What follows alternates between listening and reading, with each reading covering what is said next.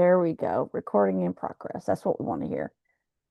Hello, everyone. My name is Carly Hughes, and I want to welcome you to our town hall webinar today.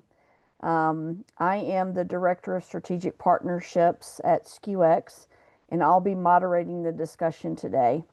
We have a number of industry leaders and experts, as well as folks on the ground who are going to be talking specifically to what we're seeing with a lot of the changes that are happening as a result of changes at FEMA, as well as data and research that's been done about some of the challenges that we're seeing in this space and how we can solve and make improvements and create a new standard for disaster relief.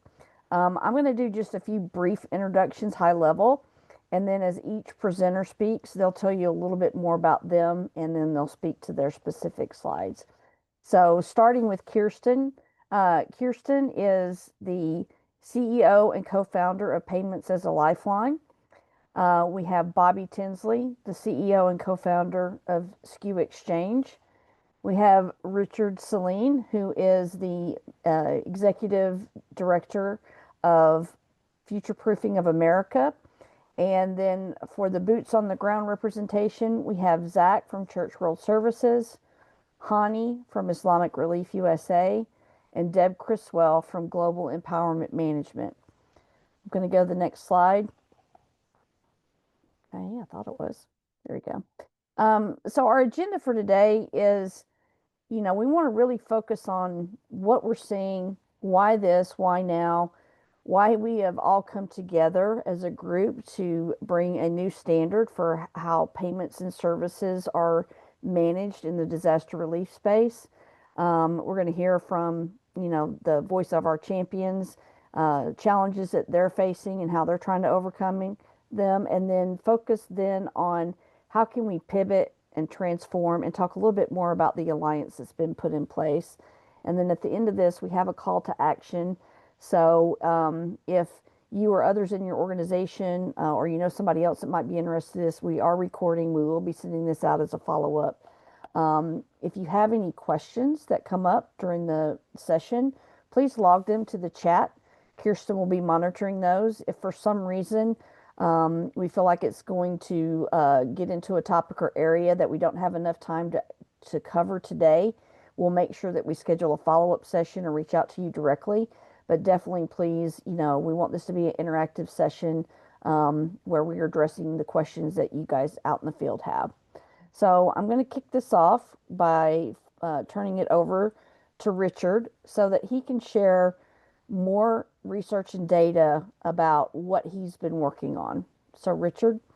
Great. Carla, thank you to you and Bobby for your leadership and support, and really to Kirsten for the championship role that she's been playing for so long in this area. I'm hoping that today is really a seminal confirmation, Kirsten, of the work that you and PAAL have been doing. I've been honored to really get to know this team and others, and I'm looking forward, obviously, to hearing from Deb, Zach, and Hani as they go through.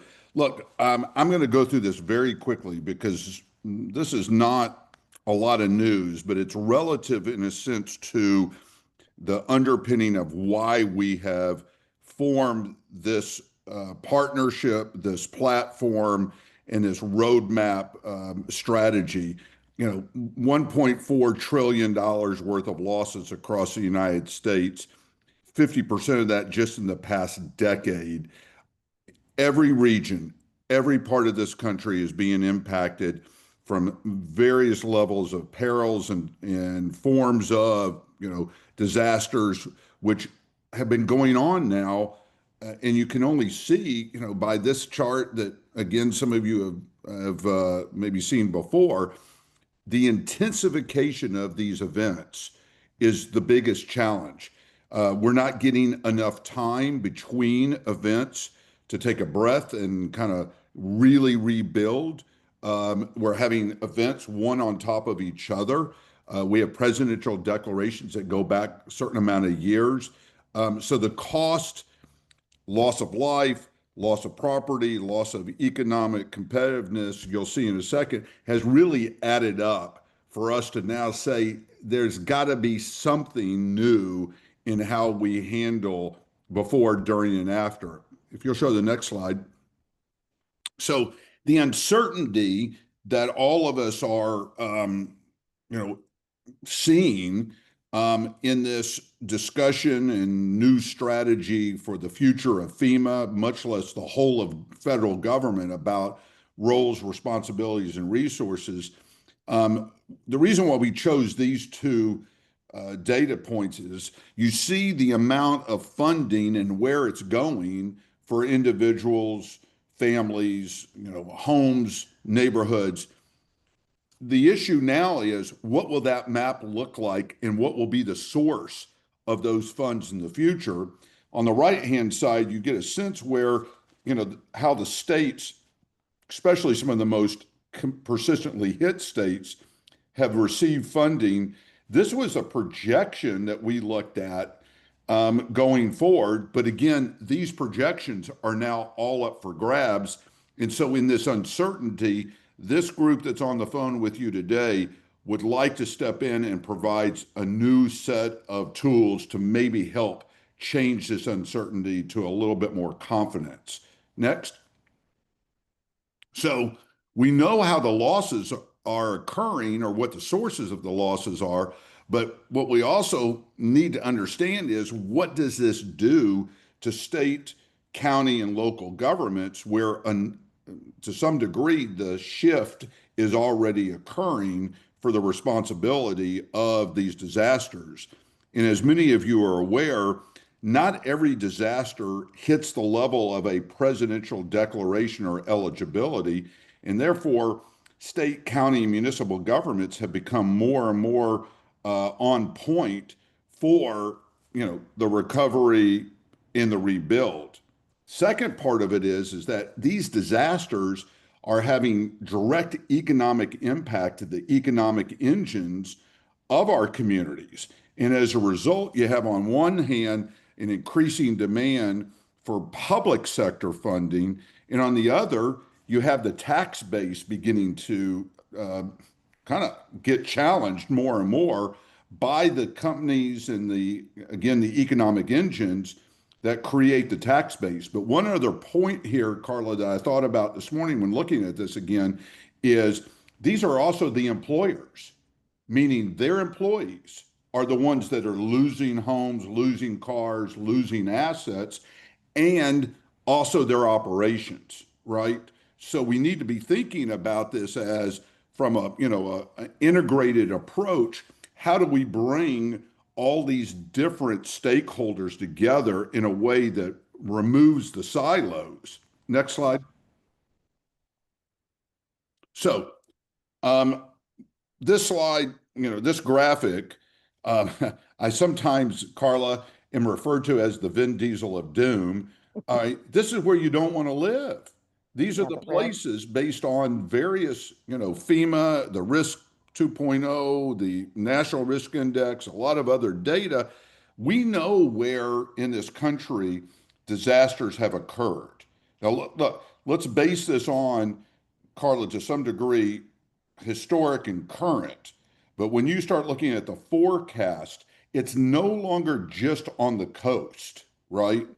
And it's also no longer just flooding. This is Yeah. wildfire. This is hailstorms. So as a result of this, we know that it's, widespread risk, higher vulnerability for communities. What we need to be prepared is, where do we need to target resources more efficiently and effectively? Next slide. So Okay. let me turn this to Kirsten as our partner in all of this. Kirsten?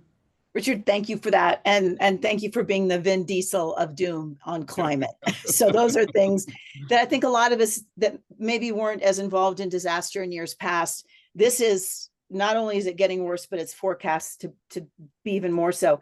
This isn't climate. We strove here to capture a couple of challenges that aren't driven by climate. So one is lack of funds. If you look at the FDIC and some of the other organizations, agencies, they do these surveys of consumers, all kinds of consumers. And the statistic that helps to answer the question, why are people staying when the disaster's here? Why didn't they evacuate? Why didn't they buy the baffles for their house so the water couldn't get in, or the blue tarps? Because they don't have the money. Look at the small percentage of people in the US who have $400 for an emergency. That in itself is a disaster. And that's part of, you'll hear more about preparedness, and financial preparedness is part of it as well. So we go to the right, and that's an article. I don't usually quote Rolling Stone when talking, but this is a really good article with really good citations. And it talks about in COVID that there was at least $1 trillion that went where it wasn't supposed to. We're going to talk more a little bit later about PAAL's mission of delivering funds to the right person at the right time for the right purpose, with the data to prove it. But look at that article and check the citations. And then finally, one of our favorite partners within the PAAL Advisory Council is Good 360. Amazing, amazing. And this is from their website. So they are a gigantic nonprofit founded by the UPS Foundation 40 years ago, and they do a magical job of coordinating items that can be donated with those who actually need them and are asking for them. Their key stat, the one on the left here, is unsolicited goods. It's called the second disaster, right? People, yes, there's a disaster, people need clothes and furniture, but there's a tendency for folks to empty out their closets and donate the stuff, and 60% of that ends up in a landfill.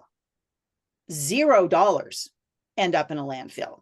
And that's part of what we'll talk more about today. You absolutely need the goods. They are so essential. The money too, we're going to talk about that and how that can be targeted faster, all the cool things. Carla, back to you.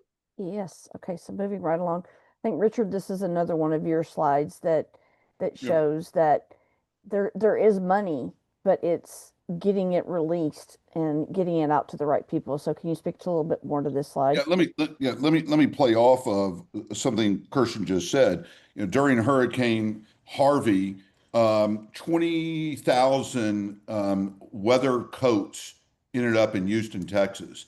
Now, I don't know how many of y'all spent any winter time down in Houston, Texas. Now, we have periodically some snow and ice and hail, but the idea that 20,000 people are going to need heavy winter coats, so that mismatch, right, is one part of it. The other is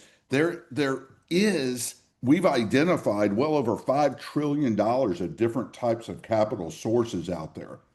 And it's not just all, traditional cash. I write $1 million check and there are other ways of helping do better on preparedness, this idea of future proofing, leaning in for preparedness and risk mitigation. Doesn't mean that we're abandoning, by no means are we abandoning, the immediate, recovery and rebuild. But the fact is that we are a country of plentiful resources. They're just, Carla, sometimes in their different silos. Yep. And what we're saying is there's a way to use the platform in this strategy to help target those resources more efficiently and effectively out of these silos. Got it. Real quick, Richard, on the silos topic, I love it because we've got one of the PAAL Advisory Council is South Carolina Office of Resilience, and Yep. she has shared with us silos of excellence. That there's efforts of people doing excellent things, organizations doing excellent things, but not necessarily coordinating, which slows things down. And that's some of what we're going to talk about. Exactly. Okay. So one of the things that we felt was really important is for you guys not to just hear, from us. We want to hear from the folks that are actually out in the field. I'm going to ask Deb for you to go first, and I want to thank you for being here today, especially since we all know that you're in the middle of dealing with the situation and the events that occurred in Jamaica. For those of you who aren't familiar with Global Empowerment Mission, they are typically the first organization that is showing up to disperse goods, services, funds for people in need. So, Deb, if you could introduce yourself, tell a little bit about what you do, and then some of the challenges that you have seen in this year and things that maybe you're looking at to help address some of those challenges. Yeah, thank you so much, Carla, and thank you for having me. My name is Deb Criswell, and I'm with Global Empowerment Mission as their Director of Donations Management. Global Empowerment Mission doesn't only support domestic U.S. disasters, but we are worldwide supporting Ukraine. We are the largest food supplier for Gaza right now, so we're fully engaged in different countries. And as Carla spoke about, we are 100% supporting Jamaica in the immediate needs and then for future long-term recovery. I've been deployed throughout my various positions to over 55 national declared disasters. And when you're on the ground, you get a completely different perspective. One of those perspectives you get is that most people have a heart, but what happens with that is disaster breeds disaster. You end up with spontaneous donations that people don't need.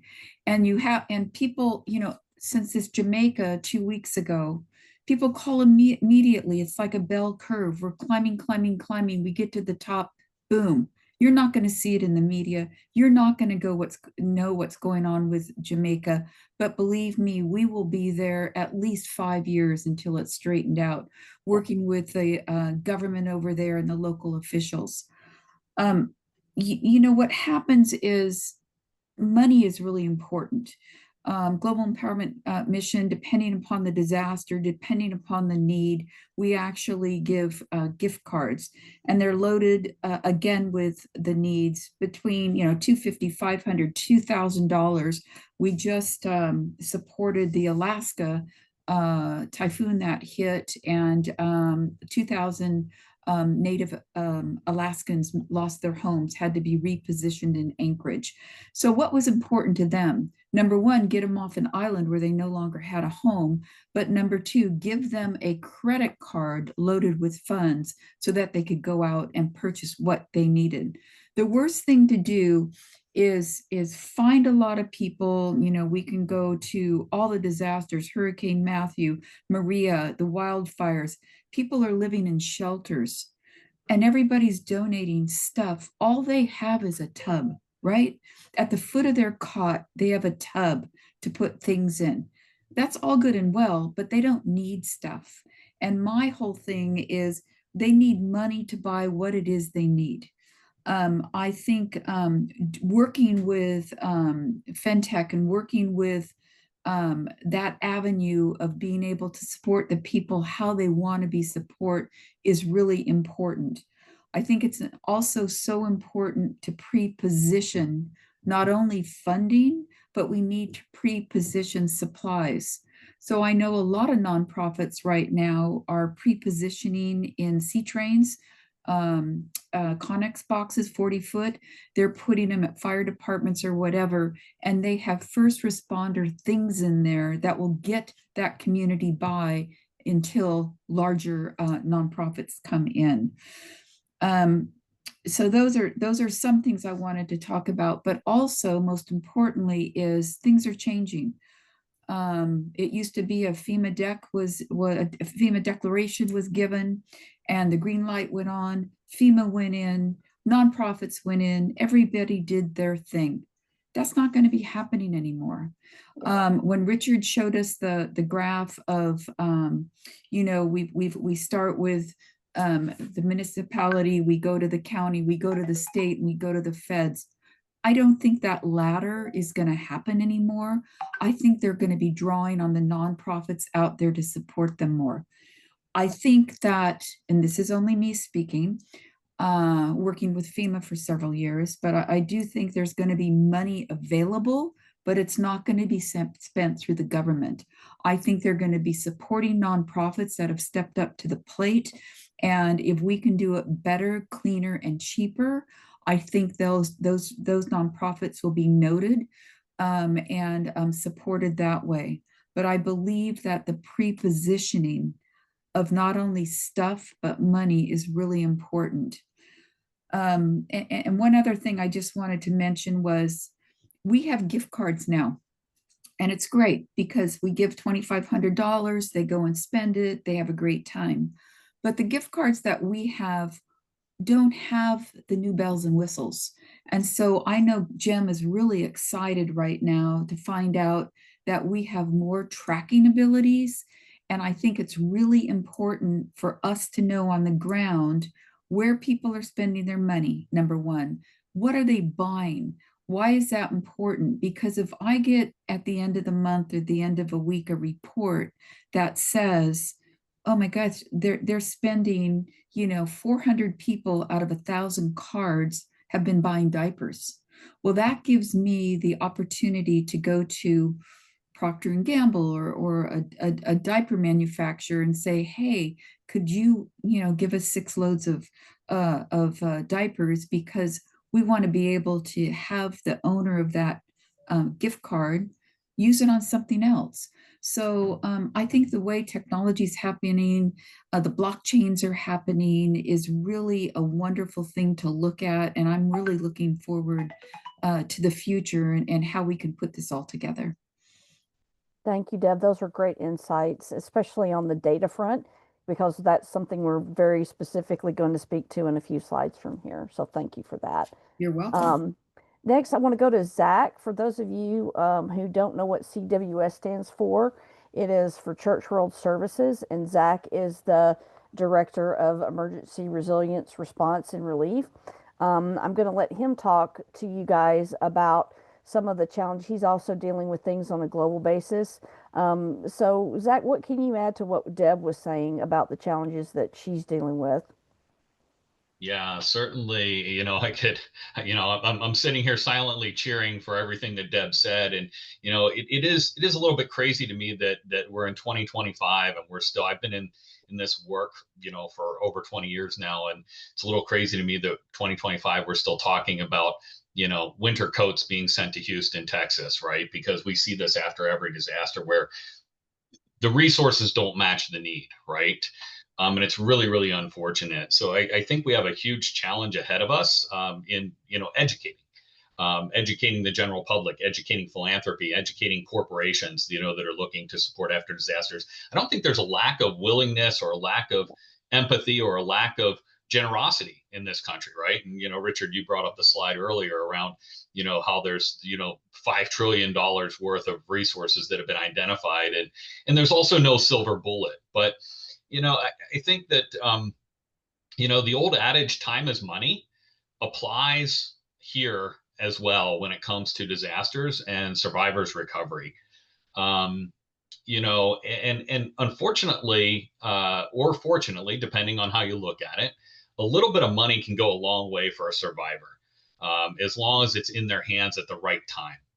We talk a lot about having things in the right time, at the right place, and all those types of things. And that really is, pre-positioning, right? As Debbie pointed out, for our organization, we do a lot of the similar things as Debbie's organization. We do GIK. We are a global organization. We are responding in Jamaica.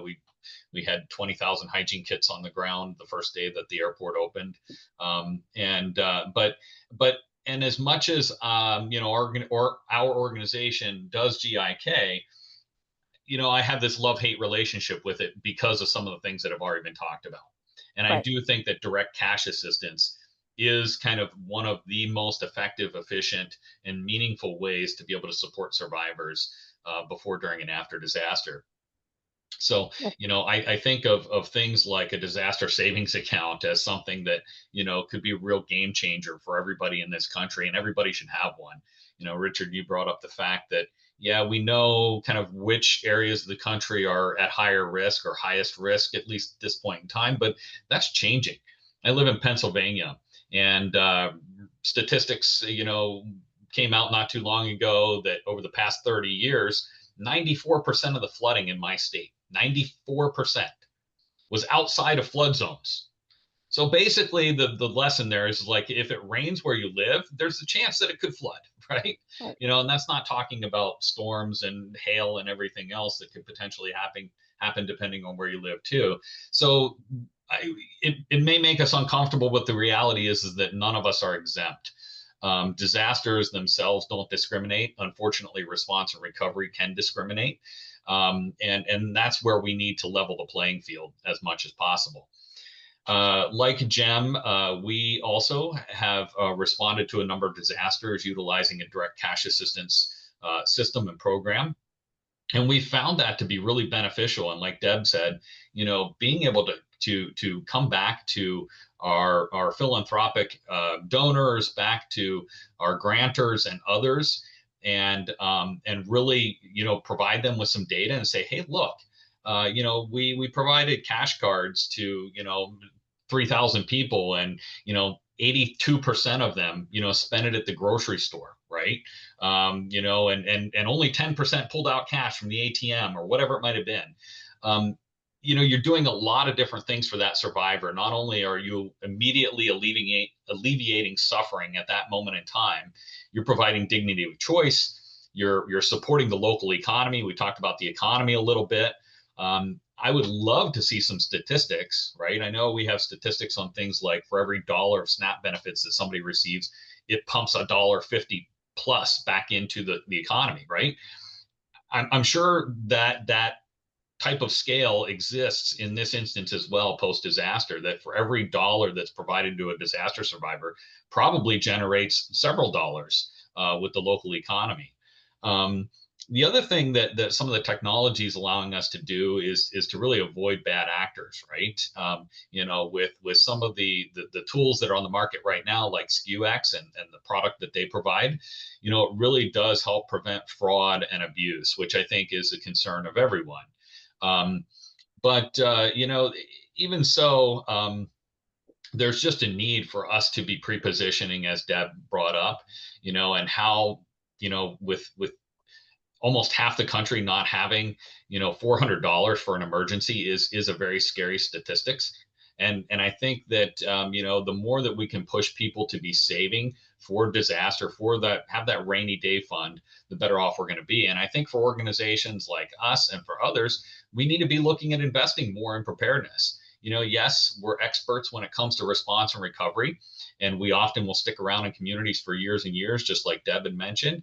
But we need to lean more heavily into preparedness work. And that is one thing that CWS is looking at right now, and something that we have been doing with not only our preparedness trainings, but our preparedness kit builds in communities, helping to build relationships and relational equity among community, faith-based organizations, community-based organizations, local emergency management, all those types of things.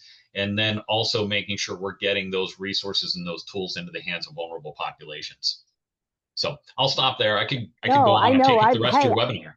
No, I'm loving every minute of it. Thank you, Zach. And you hit on, I noted disaster savings accounts. We have talked about that at some of our PAAL sessions and what's going on with that. I think that's something that would be great for us to do a future webinar on, and what that is and what we're trying to do in that space as well.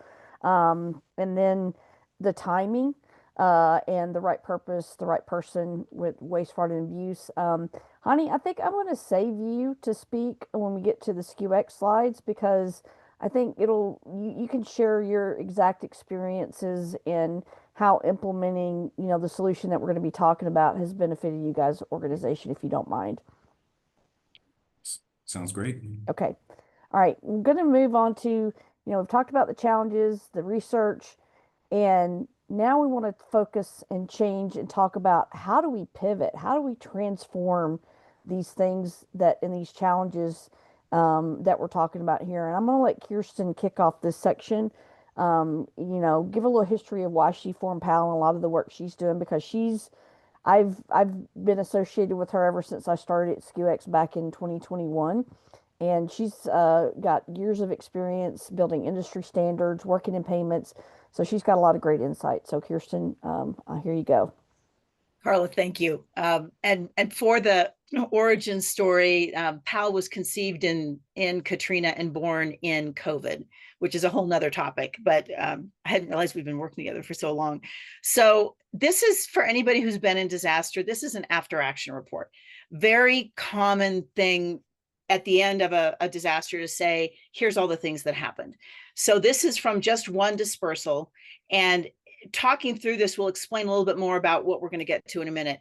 So this is on the PAAL website if you want it not in 4-point font, and there's the URL on the left there. So this was a story of a funder that they had a choice of how they wanted their funds to go out to individuals. Remember, right person, right time, right purpose, with the data to prove it. In this case, they wanted it on a plastic Visa, but they could have done on a wallet on their phone. They could have done Visa Direct. They could have done PIN 4 for cash. Anyway, so they chose how it went out. And then this pie chart, to the point that Zach and Deb were saying, is data, real live data on how that money was spent. Now, this is aggregated and anonymized, so we can't see how Carla spent her money, but Carla is one of 1,000 people that received funds. This, like Deb was saying, you can see where people are spending their money. And it even goes down to more detail of they spent this much at this particular grocer. So there's lots of rich data in there to report back to your donors, or if you're an elected official, back to your voters. And then the line graph on the right is how those funds were spent over time. So what's really cool with this is forecasting. So now what we're seeing, that data looks way different in a hurricane in Miami than a snowstorm in Attica, New York. And it's data that's not been available before, and it helps with this planning. Zach was talking about pre-positioning, and access to money is every bit as essential as pre-positioning water and medicine and electric. And that's part of our evangelizing, is to say at these disaster organizations and events, please have the bankers at the table. Please let us help so that we can have people have the money in their hands, like we saw earlier. A lot of people don't even have 400 for an emergency. We were at National VOAD and presenting, and there was an emergency manager there his group rescues people off their roofs when there's flooding. And he shared, it's about $18,000 per person to rescue them off the roof. Wow. And we said, well, what if we'd have given them $1,800 beforehand, and they could have been safe, and you don't have to rescue them? And it was really exciting to see his reaction. So please take a look at this. It tells a little bit more about what an actual deployment looks like, but the power of this data, like Deb said, once she knows more, she can go back to donors, she can go back to brands and manufacturers, and the good guys together can really exponentialize. This also, there's no fraud in this. This is people spending money for their essentials. So the waste, fraud, and abuse piece is spoken to here. Yep. And then this, we've been talking about setting a high bar and what should be the standards of practice, the best practices in disaster preparedness, response, and recovery. And this was built, so PAAL stood up in 2020. This has been built from talking to folks like those you see on the screen here, all over the US and internationally, on what would you like to see? Your boots on the ground, you know this space. What kinds of standards of practice, what kinds of code of ethics would you like to see related to resources? And almost without exception, the number one they've said is dignity. Right after a disaster, I don't care who you are, you're likely to end up in a line at Walmart, like Richard mentioned, Hurricane Harvey. I was there as well, and there'd be people lined up in the hot, in the humidity for hours and hours and hours, waiting for stuff. You absolutely need stuff, but there was a group, we went in and grabbed those families out of the line and took them into the store so they could buy exactly what they needed and get the elders out of the hot and the kids out of the hot. Transparency, we've talked about data. That data speeds accounting and audit. So we've had several of our nonprofits we work with that said it used to take us 2 weeks to create our quarterly report. Now we do it in 2 hours, and which frees up time for more value add. Access, fast, equitable, including to people who don't have bank accounts. So depending on the stats, between 50 and 80 million people in the US don't have transactional bank accounts. You give them a check, they go to a check casher. You give them cash, there's bad guys there to take it away. There's if it is a plastic card or it's on their phone and somebody takes it from them, the money's not on this, it's an access point. So somebody beats up Richard and takes his card, he lets one of the PAAL fintechs know, and they freeze that card and issue him a new one, whether it's a virtual card or a plastic card. And then accountability. We've had funders that have said, my foundation, my mission is housing. My foundation, my mission is food. My mission is just don't let them spend it on gaming. All of those things are implementable depending on what you're trying to do. So this is a platform, it's our outline, and we're actively working as a building out a council for how this implements in real life. Yep. So that leads in as a good lead into the press release that came out on November 5th. This came out when Richard and I were actually in the Disaster Expo in Houston together. Richard, I mean, I think I'd like you to speak a little bit about what prompted um, the necessity to come together and make sure that we were getting the word out about the work that we're all doing as an alliance here. So I think about what Deb, excuse me, what Deb and Zach mentioned earlier, Carla, in something that Kirsten just said. We've got, as a country, great success. This is a country that is naturally a volunteer-oriented, step up with resources. To some degree, we have disaster exhaustion. I've got nothing better to do, Carla, than having read 70 different federal after action reports from Hurricane Andrew forward, which means I probably deserve to get beat up, Kirsten. But the reality is that one of the three findings repetitively is we don't know where the resources are. Oh, we know where the resources are, but we need to get them to people in different places. When I learned that the average, after the first, say, $750 that individuals, families receive, day after an event, but when I heard that it can be anywhere from 3 months to 7 months before individuals, families, small businesses get the next significant tranche of money, to me, that was mind-boggling. So after our series of conversations with PAAL and the leadership and folks on this call, I felt that future-proofing America, outside of our focus on, in a sense, the sticks and bricks, Carla, which can be fixed and addressed, is that if we're only helping people survive from one event to the next, then we as a nation are failing. Yeah. Therefore, we need to lean into thriving communities, thriving neighborhoods, which means that we also need to lean into more preparedness, more pre-disaster funding. So the opportunity, came along for us to realize you needed to solve. Go ahead, because that's Okay. Yeah. the next piece here, and Kirsten can definitely jump in here. But when we, independent of each other, Kirsten and I, having met a year ago in New Orleans, and independently, we started realizing there's a lot of challenges that can be overcome by aligning innovation and technology, data with boots on the ground, giving more efficient, effective resources and tools.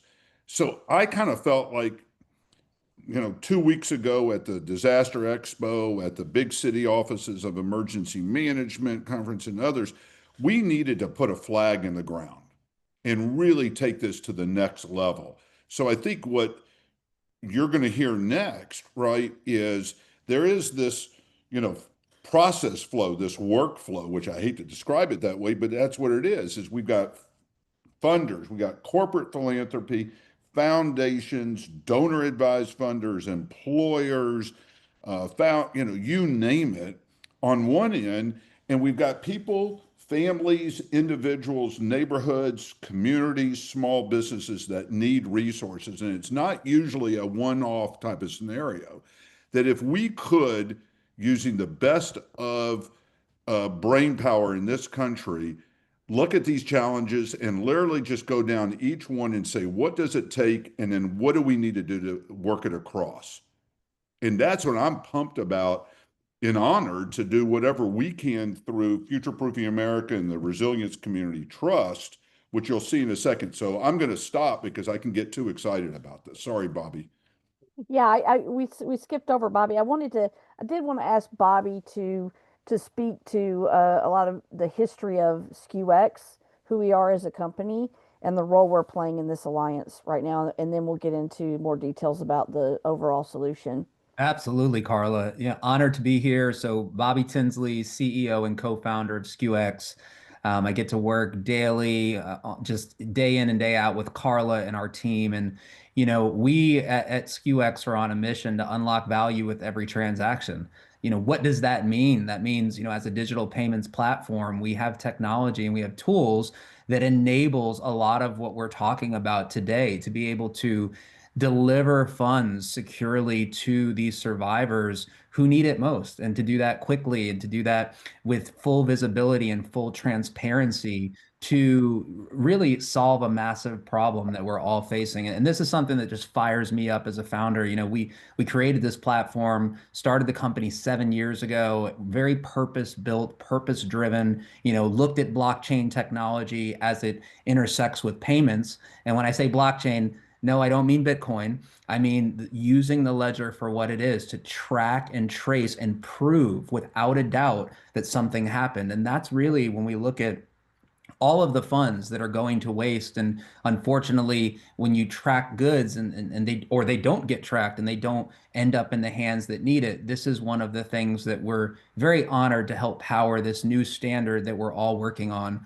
Carl, if you'll go to my slide, I can kind of just walk through a simple use case, and we'll of course, I would love to hear Hani kind of on his experience on what working with Islamic Relief USA. But this is an example of today, what we are doing today in production, being able to distribute these funds instantly to those recipients and those survivors. And from the left to right, you can kind of see where that survivor gets those funds. There can be a branded landing page on behalf of the organization that is funding and providing the funds.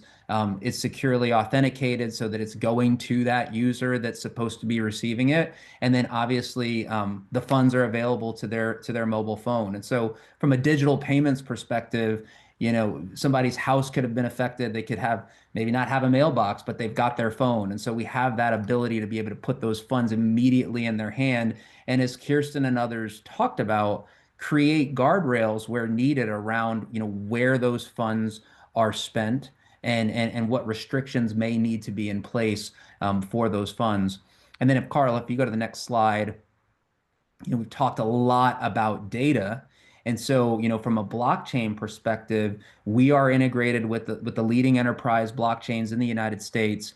We are doing this today. So this isn't, a mission or something that we're looking to build. We are securely distributing these funds, and then we back that by blockchain technology. So every single organization that we work with can be assured that a consumer received those funds and that those funds were redeemed, and even provide other data sources to the supplies and goods that we're tracking. And so as a organization, as a standardized body that we're trying to create here, it's providing every participant in the ecosystem with the visibility that they need to be able to track, their piece of this. So just excited. Carla, I'll turn it back over to you, but Yeah, I exciting want times to be able to make an impact.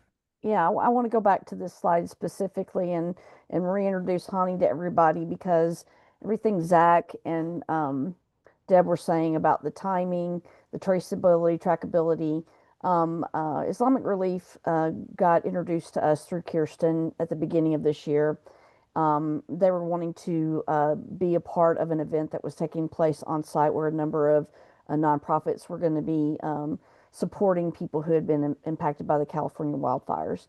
And Islamic Relief went to their bank to get a bulk of physical cards that they could distribute, and the bank was no longer providing that service, and they weren't aware of that. So within a week's time, We worked with them, got them set up on our platform, and they were actually the only nonprofit at the event that was giving people money that they could use immediately when they left the event.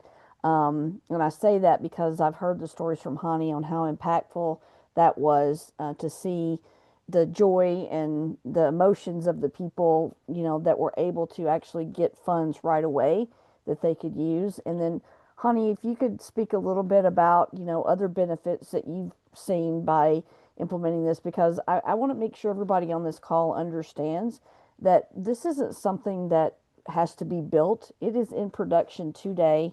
It's working. It's been working since we started the company, since I started the company, and we're just expanding upon the use and building upon it with input from this group.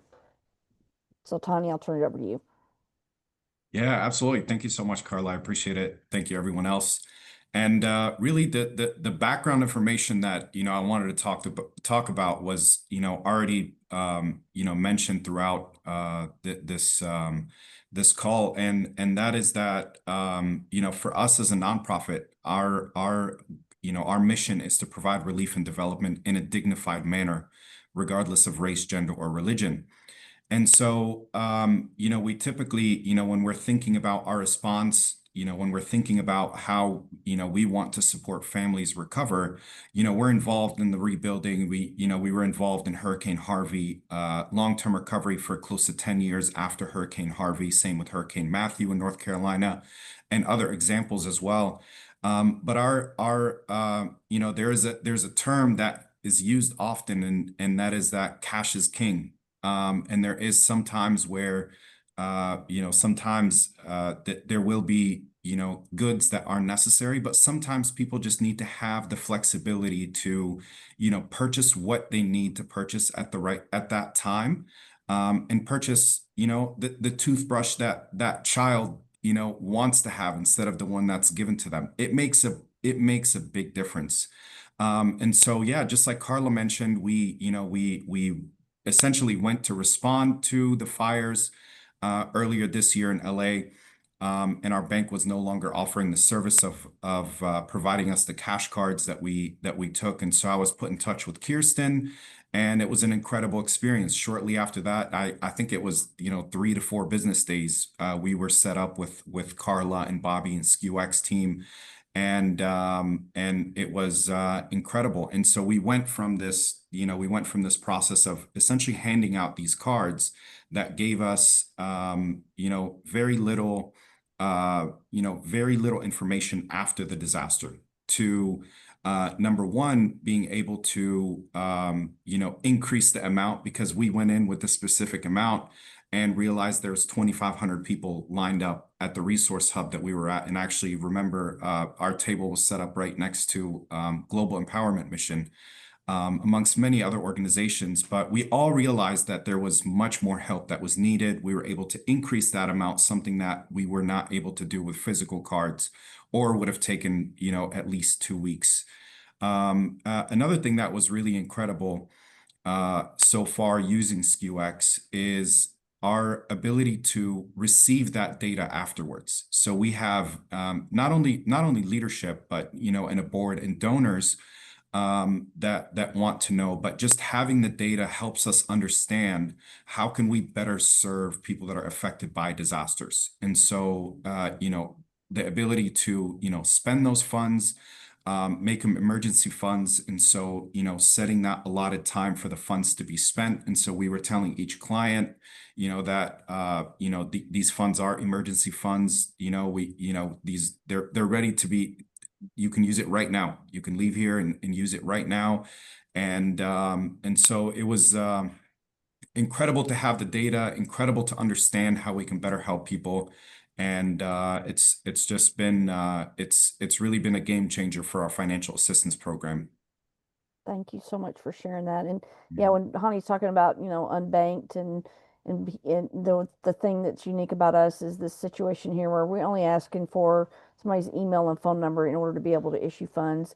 In a situation, a crisis event, people don't always have, the paperwork they need to apply for certain things, but this is a quick, fast, easy way that funds can be delivered before, during, and after. I know We skipped a couple of slides. I'm going to go back, you know, these are slides that, you know, Richard put together to show, you know, here's all the work we're doing across the circle of life as it goes from, you know, when something happens, preparing. And Zach, you talked about preparedness.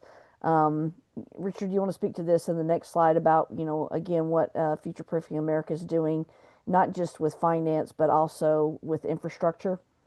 Right. Well, I think this plays off, honey, of something that you've said.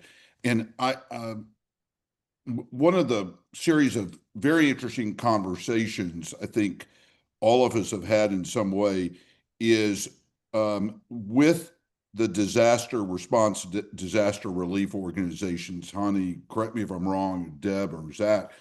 Um, it really hasn't been until recently, Carla, that some of the major organizations and institutions have changed, in a sense, their charter to Right. now lean in to more pre-disaster mitigation, meaning what can we actually do to help people in their, you know, their assets, whether it's their home, their car, the most basic elements of what they need to be more fortified themselves. So when we all looked at, you know, kind of this continuum, no question, immediate preparedness, response, and recovery, you know, remain the heart.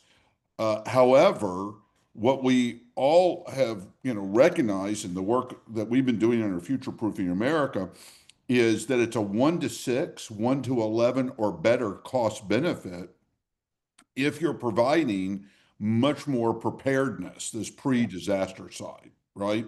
So go to that next slide real quick, because I think this kind of begins to set in motion that 70% of the insurance losses, 70% of the U.S. Small Business Administration's disaster loan programs go to homes, especially in low to moderate income communities.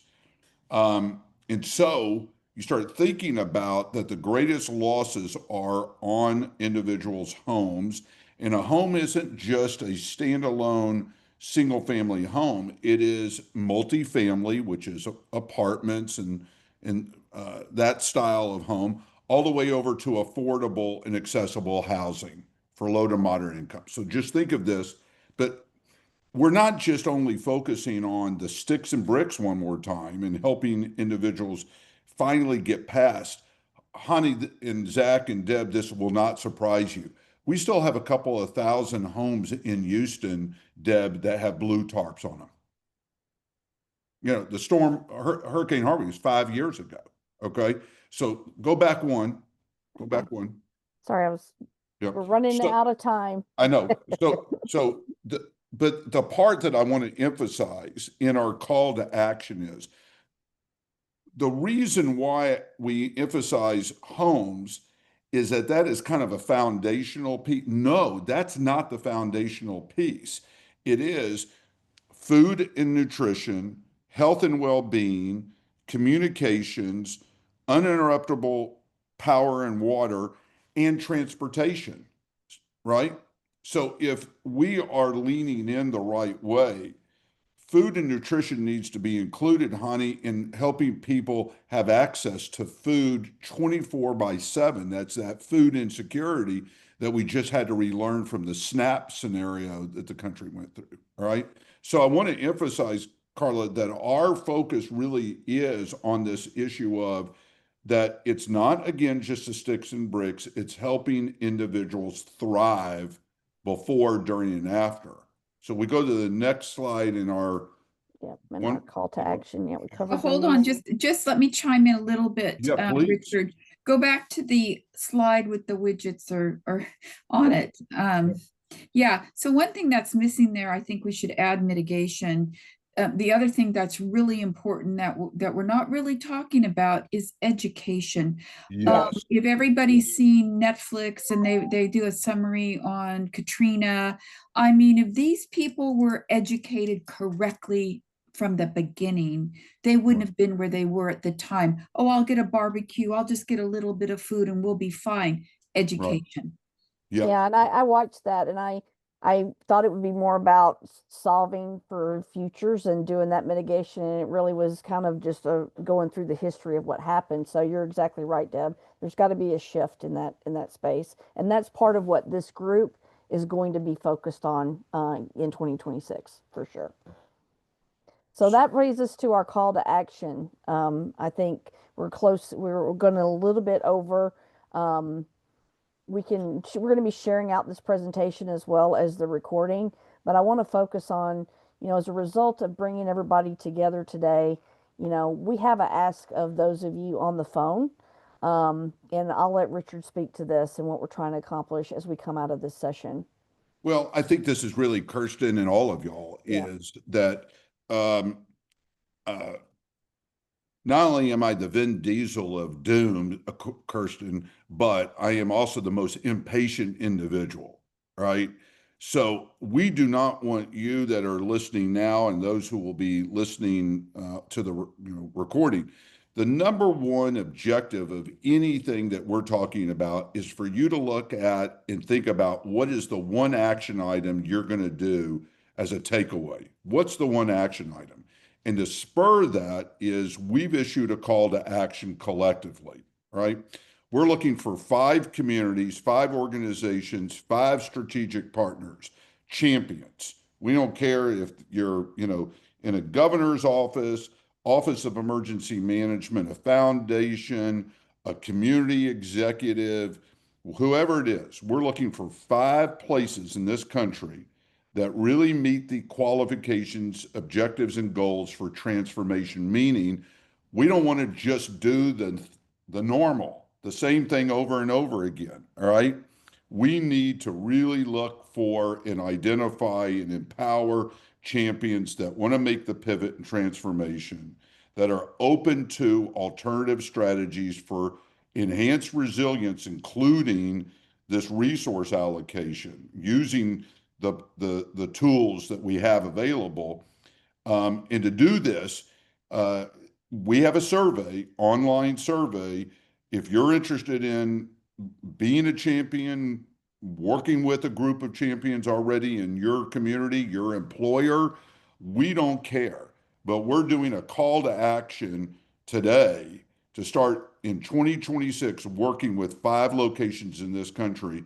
And Carla, I will say that this call to action also includes unlocking lots of resources, Yes. both cash and materials, into this pipeline for and with these 5 champions. And it's a way for you to go back to a lot of the public sector governmental contacts that you're working with to show the results of, what we discussed as part of this education session and, why their help is needed to move things forward as well. So, Exactly. And I think, let me add one last part to this, and I know we've run out of time. The data that we're talking about, that Hani talked about, that Zach and Deb talked about, that Bobby and PAAL have really focused on, for the very first time, we can measure the true immediate real-time impact by making sure the right people with the right needs at the right time with the right purposes are receiving the resources. That is not to be underestimated as a true game changer as this country makes a decision on how it should now be delivering resources for people in disasters. Yep. Carla, right. if I can say one last thing, this Yes, is our I was going to say, does anybody have anything to add before we close out? This is our rallying cry, the get stuff done. You'll see that on lapel pins. You'll see it on our website, on everything. There's too much talking. There's been too much talking. With the change in the federal government, it gives us all an opportunity to really get stuff done across ourselves and bringing in others. We don't have to wait for it to come top down. It's us collaborating. Get stuff done. Carla, we have one person that's raised their hand, and since we got a little bit of time and small group, let me. Yeah, sure. I can't see it. You guys It's address Asha. it. Yeah. Asha, Hello, can you see me? we can hear you. Okay, great. Hi there. First of all, my name is Asha LeCount. I'm the founder at Beyond EQ International. I teach and coach PTSD and emotional regulation. And I met Kirsten at an event after the Pacific Palisades fires, where my son and I were victims of the fire, and we also lost our house the year prior. So really a living embodiment of emotional regulation and the understanding of PTSD and how trauma continues to happen over and over again, and how important resilience is. So first of all, I'd like to say thank you to the panel. It's been amazing. Can you hear me okay? Yes, yes. Okay, good. Yeah, this has been amazing and really eye-opening, especially for the initiative that I have. And I will be honest, and Kirsten knows this, both my son and I so far have received little less than $2,500 in funding. And just a couple weeks ago, I met a man who has received like $65,000. And it really kind of put me into a state of grief that I don't think I had the chance to kind of process because of the disproportionate distribution of money. And as a single mother, having applied for over 45 grants, it was like kind of a little bit of a punch in the face.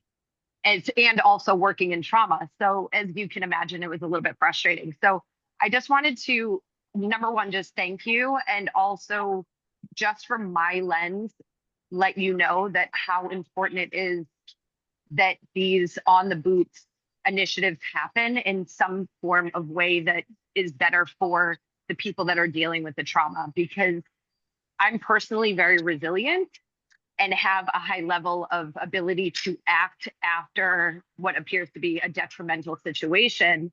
And I still have received very, very little. And so it kind of keeps you in a bit of a question mark of like, how do we get the money to the people that are actually here within it, as well as helping. So I hope that lands. That's all I wanted to share. No, I'm we also, yeah, I just appreciate wanted to you. say one more thing. I am looking for a fiscal partner, nonprofit fiscal partner. I do want to put that out there because most of the grants I can't get to yet because I have no nonprofit. So if that's, I just wanted to share that and how important the inner trauma work is, especially with financial allocation and how people spend money and what they're spending it on. And yeah, I could go on and on. So that's what I wanted to share. So thank you for allowing me to have the platform here for a moment. No, we appreciate you doing that because that's yours is a voice that we need to hear. So thank you. All right, guys, we're going to close this out. Thank everybody, the panel, our boots on the ground folks for participating. And again, if you signed up and registered, we'll be sending this out as a follow-up to you. So thank you and have a great rest of your day and holiday next week. Thank you. Thanks, guys.